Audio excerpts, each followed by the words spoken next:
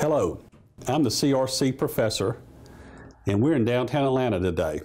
During this training, we're going to cover all the topics having to do with the criminal records check. These topics will make you much more efficient in going through the application process, maintaining your electronic files, and doing everything more efficiently for the criminal records check. Unit 1. Why do I have to get a comprehensive background check? I've heard this question a lot. The old records check was a criminal records check, and now it's a comprehensive background check. So we call it CRC to CBC. A comprehensive background check is now required instead of a criminal records check. Why do we make the change? The FBI said that the CRC was not catching everyone who should not be working in child care. On the screen, you can see that the old CRC did a Georgia fingerprint-based criminal history and a national FBI fingerprint-based criminal history. You can see what the comprehensive background check encompasses. You've got the same FBI and Georgia fingerprint-based check. You've got a child abuse and neglect registry check, a Georgia sex offender registry, a national sex offender registry, and if you've lived out of state, the out-of-state criminal history for individuals who have resided outside of Georgia in the past 5 years from non-NFF states, and out-of-state child abuse and neglect registry for individuals who have resided outside the state of Georgia in the past 5 years.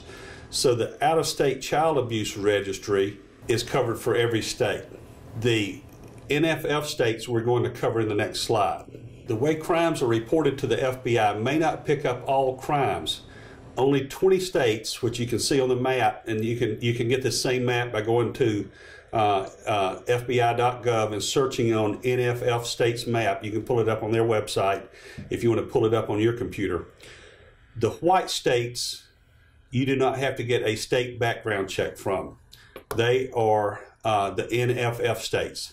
The other 30 states are where all crimes may not be reported up to the FBI, and that's the reason that you have to get a state criminal background check from those states.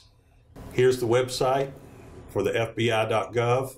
So all 30 states, you're going to be required to get a state background check from those states, and we'll cover it in a later unit of how you go about getting those state background checks.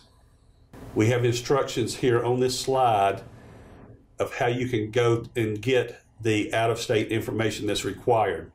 The one stipulation when you follow these steps is that you use Internet Explorer, because if there are attachments that you need to get the out-of-state information, only Internet Explorer will open it up. DECAL will complete the following at no cost to the applicant: the Georgia Child Abuse and Neglect Registry, the Georgia Sex Offender Registry, the National Sex Offender Registry, in any state that you've lived in within the last 5 years, Sex Offender Registry. You may be asking, doesn't the FBI and the GBI fingerprint check encompass all of that? Well, no. You can be on a child abuse registry in any state and clear the GBI and FBI fingerprint check. And this is the problem. This is probably the number one thing that is catching more folks. That they cleared the GBI, they cleared the FBI, and we're averaging 2 people per week that are added to the Georgia Child Abuse Registry that have cleared the GBI and FBI. And you ask, how can that happen? I'm going to give you an example of a case that I got involved in. I got a phone call. There was a lady in South Georgia who locked her 2 children in a hot car. They were able to rescue the children. The children were not killed in the hot car, so they did not bring criminal charges against her. If they had brought criminal charges, she would have shown up on the GBI and the FBI background check. But they added her to the Georgia Child Abuse Registry. So at that point, once a week, we have an interface with DFACS, and we find out who's been added to the Child Abuse Registry. And we found out that she was added to the Child Abuse Registry, and then she was issued an unsatisfactory letter. So that's the reason we request a child abuse registry. If you've lived outside the state of Georgia in the last 5 years, you have to have a child abuse registry from that state. And we also check every week the Georgia Child Abuse Registry. All right, there are crimes that were in the non-NFF states that we have caught that, and it's all based on state law, where a crime, and an example of this may be shoplifting. Shoplifting in Georgia, I think, is $500. It becomes a felony. Other states, it may be $1,000, it may be $1,500.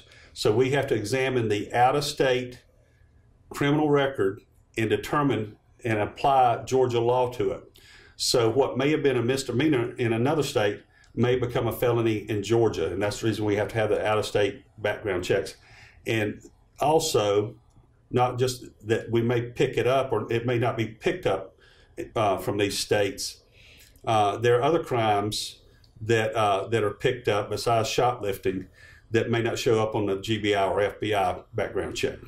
So that's why the feds, the FBI said, we need to have people that are working in childcare have a comprehensive background check. And this is universal. Everyone working in childcare in the United States is having to go through the same procedure.